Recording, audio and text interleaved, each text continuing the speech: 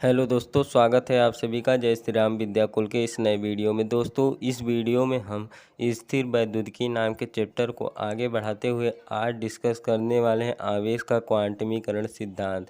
तो चलिए स्टार्ट करते हैं। आवेश का क्वांटमीकरण का सिद्धांत क्या होता है। तो दोस्तों, जैसे एक वस्तु है, मान लेते हैं ये कोई वस्तु है। अगर इस वस्तु को हम इलेक्ट्रॉन देते हैं, जैसे एक इलेक्ट्रॉन दिए, तो एक इलेक्ट्रॉन देने के बाद क्या होगा, इस वस्तु के अंदर एक इलेक्ट्रॉन के आवेश की वृद्धि हो जाएगी। जैसे कि अगर सोडियम है, वो अगर एक इलेक्ट्रॉन का त्याग करेगा तो सोडियम प्लस में चला जाएगा। क्लोरीन है, अगर ये एक इलेक्ट्रॉन ग्रहण करेगा तो क्लोरीन माइनस में चला जाएगा। ऐसे ही अगर कोई वस्तु है, अगर उसे हम एक इलेक्ट्रॉन देते हैं तो उसके अंदर एक इलेक्ट्रॉन के आवेश की वृद्धि हो जाती है। एक इलेक्ट्रॉन का आवेश होता है, क्योंकि इलेक्ट्रॉन माइनस में होता है तो माइनस में 1.6 इंटू 10⁻⁻90 कूलाम होता है। अगर इस वस्तु को हम एक इलेक्ट्रॉन देते हैं तो अब आवेश अगर जो आएगा वो, इसमें एक इलेक्ट्रॉन की वृद्धि हुई है।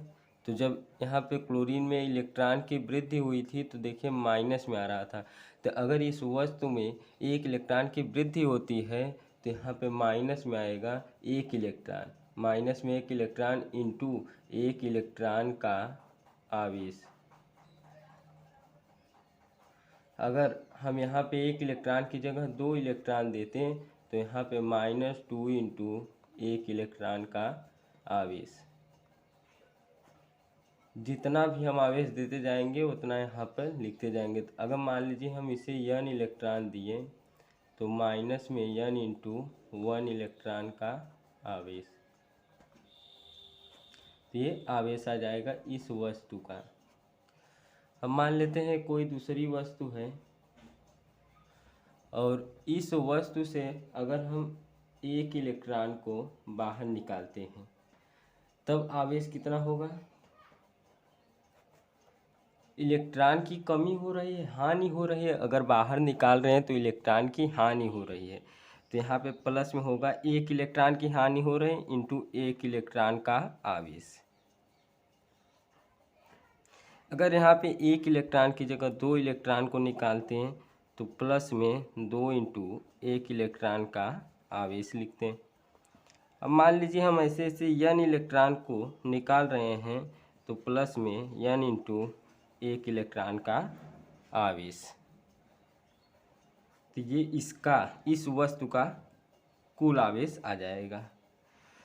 अगर हम दोनों को मर्ज करके लिखते हैं टोटल आवेश, तो यहाँ पे n क्या है, n इसमें इलेक्ट्रॉन की वृद्धि, कितने इलेक्ट्रॉन की वृद्धि हुई है इस वस्तु में वो n दिखा रहा है।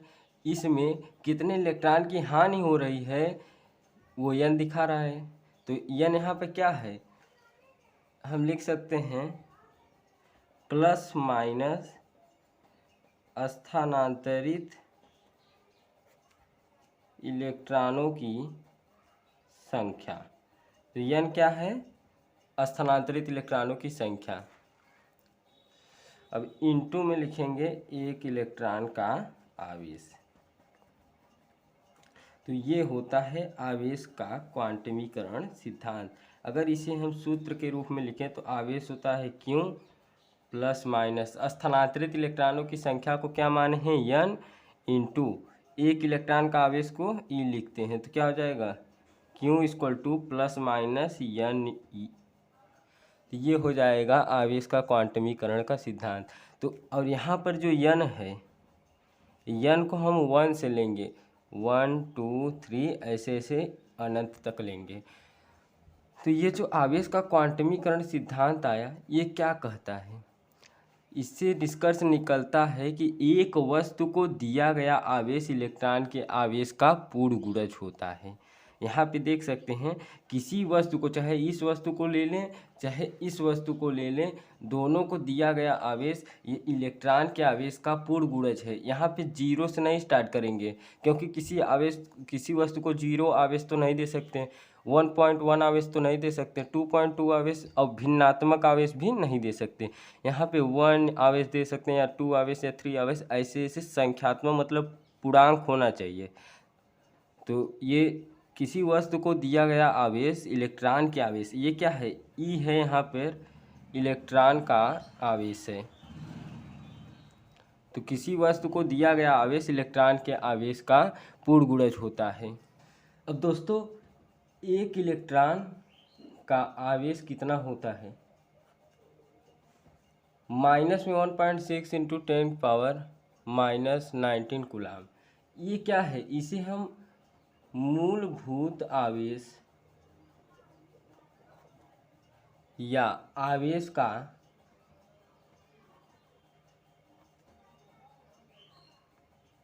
क्वांटा कहते हैं।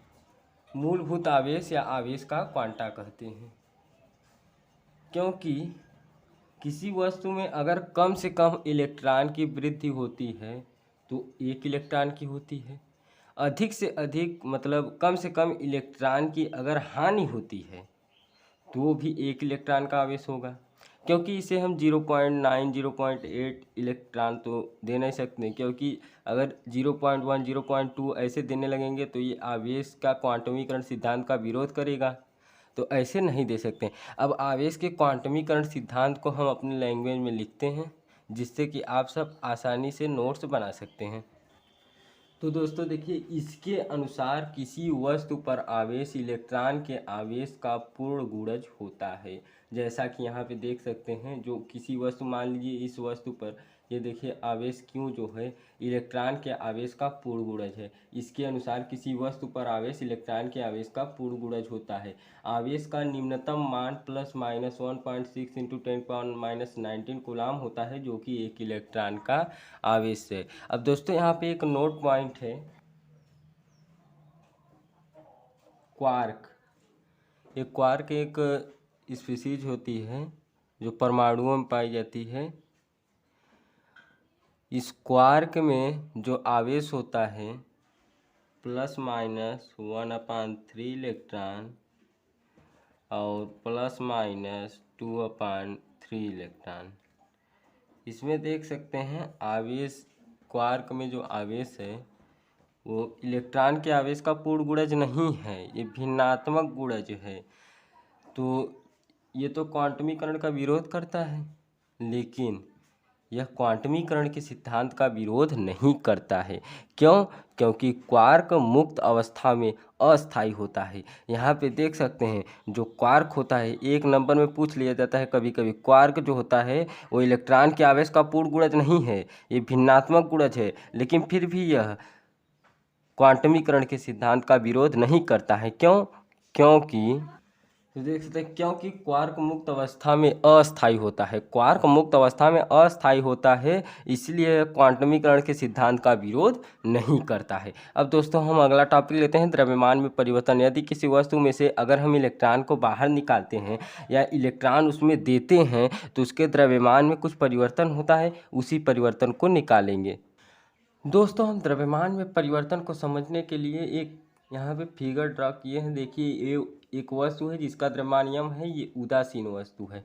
अगर इस उदासीन वस्तु से एक इलेक्ट्रॉन, मतलब ये एक इलेक्ट्रॉन ग्रहण करेगा तो इस पर ऋणावेश आ जाएगा। मान लेते हैं जब ये एक इलेक्ट्रॉन ग्रहण किया तो इसका द्रव्यमान m डैश मान लेते हैं, और यही वस्तु से एक इलेक्ट्रॉन की अगर हानि होती है तो इस पर धनावेश आ जाता है, और धनावेश के लिए हम द्रव्यमान m डबल डैश मान लिए हैं। तो अब हम सबसे पहले निकालेंगे द्रव्यमान में वृद्धि कितनी हुई। तो दोस्तों द्रव्यमान में वृद्धि कैसे निकालेंगे, यहाँ पे देख सकते हैं ये जो इलेक्ट्रॉन ग्रहण किया, तो मान लेते हैं एक इलेक्ट्रॉन ग्रहण किया और एक इलेक्ट्रॉन की हानि हुई। तो कितना इलेक्ट्रॉन ग्रहण किया, एक इलेक्ट्रॉन ग्रहण किया, इंटू एक इलेक्ट्रॉन का द्रव्यमान लिख देंगे, एक इलेक्ट्रॉन का द्रव्यमान। तो ये द्रव्यमान में वृद्धि हो गई। अगर मान लेते हैं एक इलेक्ट्रॉन की जगह 2 इलेक्ट्रॉन ग्रहण करता, तो यहाँ पे क्या लिखते हैं, 2 इंटू एक इलेक्ट्रॉन का द्रव्यमान। अगर n इलेक्ट्रॉन को ग्रहण करेगा तो हम क्या लिखेंगे, n इंटू एक इलेक्ट्रॉन का द्रव्यमान।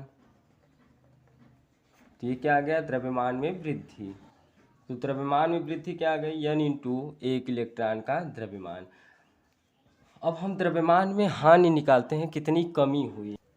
तो दोस्तों ये उदासीन वस्तु में से एक इलेक्ट्रॉन की हानि हुई, एक इलेक्ट्रॉन की हानि हुई तभी धनावेश आ गया।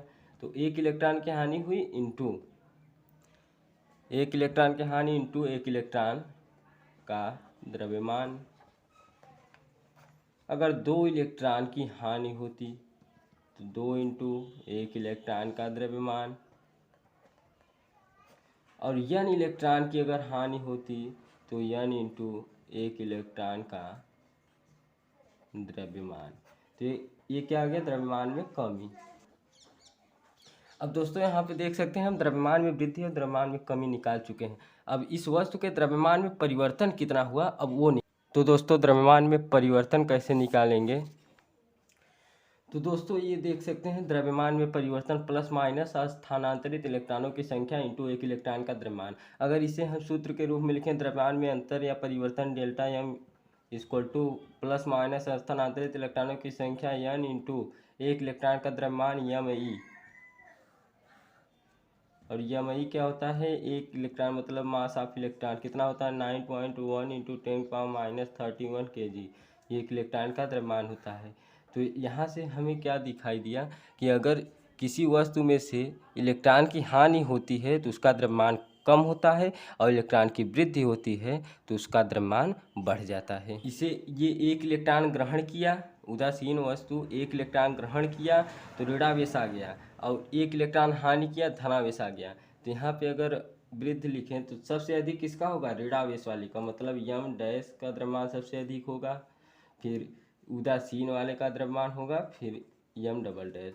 मतलब ऋणावेशित वस्तु का द्रव्यमान उदासीन वस्तु से अधिक होता है, और उदासीन वस्तु का द्रव्यमान धनावेशित वस्तु से अधिक होता है।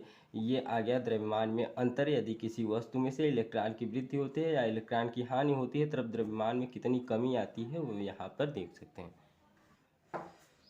तो चलिए दोस्तों अब एक नया टॉपिक है आवेश संरक्षण का नियम। यह बहुत इम्पॉर्टेंट है, ये आवेश का एक गुणधर्म है और यह बहुत इम्पॉर्टेंट है, एग्जाम में बहुत बार पूछा गया आवेश संरक्षण का नियम क्या होता है। तो इसे समझने के लिए हम विलगित निकाय को लेते हैं। विलगित निकाय क्या होता है, विलगित निकाय एक ऐसा निकाय होता है जिसको बाहर से न कोई आवेश हम दे सकते हैं न उसमें से कोई आवेश हम बाहर निकाल सकते हैं। इसका मतलब बाहर का माध्यम कैसा हो, विलगित निकाय पर माध्यम का कोई प्रभाव नहीं पड़ेगा। तो अब इस डिफिनेशन को, परिभाषा को समझने से पहले हम यहाँ पे एक टेबल बनाए हैं, पहले इस टेबल को कंप्लीट कर लेते हैं। तो इस टेबल को कंप्लीट करने के लिए हम एक यहाँ पे देख सकते हैं इक्वेशन लिए हैं, केमिकल इक्वेशन, और यहाँ पे टेबल में क्या लिखना है, प्रक्रिया के पूर्व और प्रक्रिया के पश्चात इस सब लिखना है।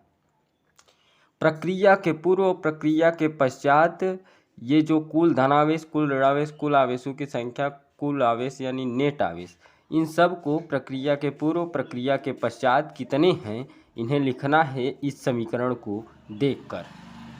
तो यहाँ पे देख सकते हैं जब प्रोडक्ट नहीं बना था तब प्रक्रिया के पूर्व मतलब जितने अभिकारक थे, प्रक्रिया के पूर्व हमें अभिकारक को देखना पड़ेगा, प्रक्रिया के पश्चात हमें उत्पाद को देखना है बस।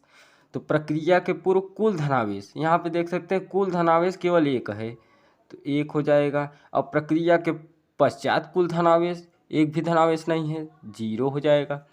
प्रक्रिया के पूर्व कुल ऋणावेश, यहाँ पर भी ऋणावेश भी एक है, और प्रक्रिया के पश्चात ऋणावेश 0 है। कुल आवेशों की संख्या, मतलब यहाँ पर हमें ये नहीं दिया है कि धनावेश होंगे कि ऋणावेश, कुल आवेश टोटल। तो 2 आवेश हैं, धनात्मक ऋणात्मक, तो 2, यहाँ पे एक भी आवेश नहीं है, 0। और कुल आवेश यानी नेट आवेश, तो +1 + -1 तो कितना आ जाएगा, जीरो, और यहाँ पर भी नेट आवेश जीरो है। अब दोस्तों इस ग्राफ को मतलब इस टेबल को देखकर बताइए कि इस दोनों में क्या बराबर है। तो इन दोनों में केवल ये नेट आवेश दोनों का बराबर है, नेट आवेश दोनों का बराबर है।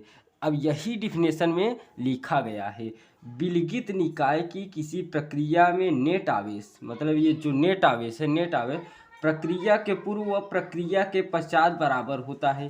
प्रक्रिया के पूर्व और प्रक्रिया के पश्चात देखिए दोनों में केवल नेट आवेश ही बराबर है और सब भिन्नात्मक हैं। तो विलगित निकाय की किसी प्रक्रिया में नेट आवेश प्रक्रिया के पूर्व प्रक्रिया के पश्चात बराबर होता है, यही आवेश संरक्षण का नियम है। प्रक्रिया के पूर्व नेट आवेश प्रक्रिया के पश्चात नेट आवेश अगर बराबर होंगे तो यह क्या है, आवेश संरक्षण का नियम है।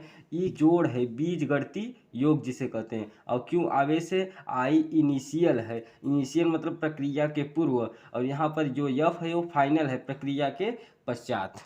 अब यहाँ पर भी एक दोस्तों नोट पॉइंट है और उस नोट पॉइंट को डिस्कस करते हैं। नोट पॉइंट क्या है, यहाँ पर दोस्तों नोट पॉइंट क्या है कि जो ये प्रक्रिया के पूर्व प्रक्रिया के पश्चात कुल धनावेश कुल ऋणावेश कुल आवेशों की संख्या यह संरक्षित रह भी सकती है और नहीं भी रह सकती। मतलब प्रक्रिया के पूर्व प्रक्रिया के पश्चात कुल धनावेश कुल ऋणावेश और कुल आवेशों की संख्या बराबर हो भी सकती है और नहीं भी हो सकती है। तो वही नोट पॉइंट में लिखना है, लिखते हैं हम इसे। तो मित्रों देख सकते हैं नोट पॉइंट, कुल धनावेश कुल ऋणावेश तथा कुल आवेशों की संख्या संरक्षित रह भी सकती है और नहीं भी, मतलब बराबर हो सकती है और नहीं भी हो सकती। जैसे कि यहाँ देख सकते हैं बराबर नहीं है, कुल धनावेश प्रक्रिया के पूर्व प्रक्रिया के पश्चात बराबर नहीं है, हो भी सकती है और नहीं भी हो सकती है। तो दोस्तों आज का लेक्चर हम यहीं पे समाप्त करते हैं। Thanks for watching, please subscribe the channel and press the bell icon, the notification. Thank you.